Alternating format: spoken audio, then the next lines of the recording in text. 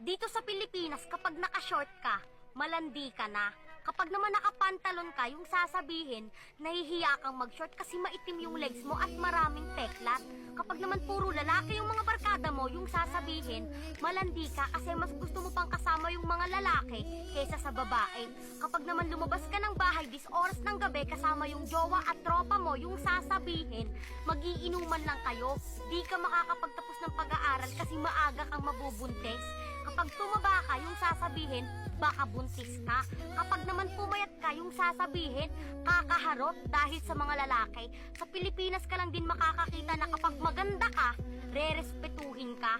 Pero kapag pangit ka, hindi ka na nga rerespetuhin, tatapak-tapakan pa yung buong pagkatao mo. Tapos minsan, kung sino pa yung naninira at nangihila sa'yo pababa, kapwa mo pa babae lalaki, nakakalungkot ng isipin na kung sino pa yung dapat